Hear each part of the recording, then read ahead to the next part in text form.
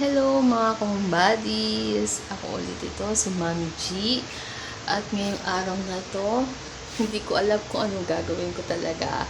Kasi nalilito ako dahil sa sobrang gulo ng bahay namin ngayon. Hindi ko alam mga kumbadis, may ganun din ba kayong feeling na parang kayong tinatamad kumilos? Na parang gusto nilang is nakahiga, nakaupo, or nanonood, or hawak-hawak ka lang ng cellphone, ganun. Kasi, nakakatamad talaga mga kumbadis kapag umuulan, nakakatamad kumilos. Hindi ko lang alam kung ako lang yan ha, pero ganun ako ngayong araw na to, napakatamad kong kumilos. Naiinis ako kasi umuulan, ang hirap maglinis ng bahay. Katulad dito mga kumbadis, ang dami kong kalat na lilikpitin. Ayan mga kumbadis, kakain lang namin. Tapos hindi pa ako makapaghugas, tinatamad pa ako. Tapos itong lamesa ko, tingnan nyo mga kumbadis, di ba parang galing sa sa outing or galing sa basta magulo. At nandiyan yung anak ko, ayun o, tingnan nyo naman o. Tapos nandun yung tiklopin ko mga medyas. Yan, tapos tingnan nyo naman dito sa second floor namin mga kumbadis. Hindi ko lang alam kung ako lang ba ang nakaka-experience ng ganito ha. Ang dami-dami kong labahin pa rin. Kasi kahit umuulan mga kumbadis, kailangan natin ituloy ang paglalaba. So nandito sa second floor na to mga damit kong mga damit kong nilaban at sinampay ko muna dito sa second floor. Yan, ang dami nila, 'di ba mga kumbadis? So, ngayon, ito pa yung mga lalaban ko. Kayo mga kumbadis, ganito rin ba ang mga ganap ninyo sa buhay ngayon na hindi nyo alam kung anong gagawin? At ngayon, maglilinis ako ng mop dahil syempre may mga alaga akong mga batuta. So, yung mop namin is yung pinapampunas namin sa mga wiwi nila. So, kailangan ko siyang linisin muna. Wait lang mga kumbadis ha. Yung CR pala namin mga kumbadis nandito sa second floor ha. Kasi nung ginawa yung bahay namin is wala pa yung first floor namin. Kasi bumabaha dito sa Taguig. Kaya kailangan may second floor agad ang bahay ninyo. Dahil kung hindi, babahain kayo. At tama-tama, may time na natapos ng bahay namin, bumaha nun mga kumbadis dahil may bagyo. At dito nakisilong ang aking mga magulang at mga kapatid. Kaya, yun, kailangan may second floor talaga kayo mga kumbadis dahil kung hindi, saan nakikisira kapag bumaha, diba? So, tama-tama lang talaga yung pagkapagawa namin ng bahay na inuna namin yung second floor. Kaya kung makikita ninyo, may lababo at may CR. At yung first floor kasi namin is maliit lang din yung space. Kaya dito rin talaga namin ilalagay yung CR. Yun ang istorya yun mga kumbadis. So yan, balik ulit tayo sa paglilinis.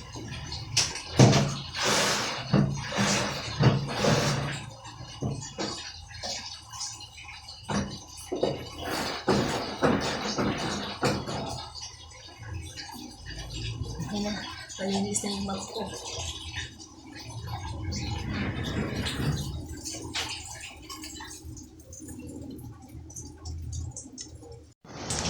Okay na yung mop ko mga kumbadis, tulinis ko siya. Yung underwear namin, lagyan ko na lang din sinampay kasi syempre pag mga underwear hand wash siya, hindi pwedeng isama sa washing. So, hindi pa rin siya matutuyo kasi nga walang araw. So, ngayon mga kumbadis, akit naman tayo sa third floor. So, ito yung second floor namin. So, nandito pa rin yung mga labahin ko, di ba? Ayan yung mga labahin ko. So, okay tayo sa third floor mga kumbadis. Sa third floor naman, dito sila talaga nagwiwiwi.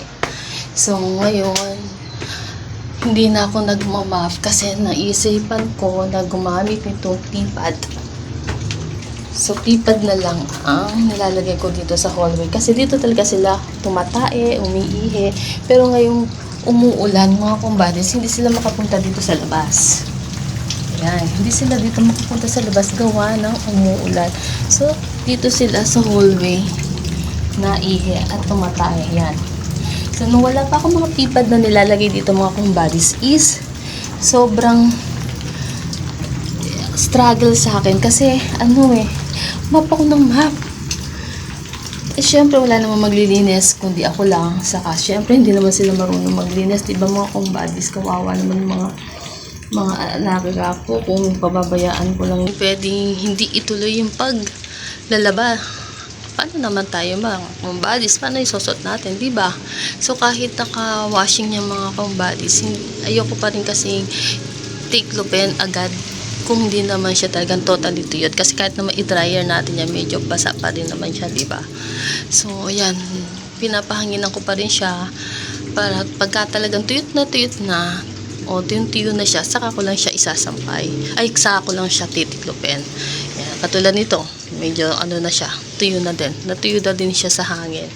So, titiklopin ko na rin siya. Tapos, naglagay ako kahapon ng sampay dito sa labas. Akala ko kasi tuloy-tuloy na yung araw. Kaya, ayan, meron akong hindi nakuha. So, nandiyan na lang muna sila. So, mamaya ko na lang sila kukunin kapag medyo tumila-tila na yung ulan. Yan. So, yun lang naman mga kumbadis yung ganap ko ngayong araw na to. So, struggle is real kapag umuulan talaga. So, nakakainis lang talaga kapag umuulan.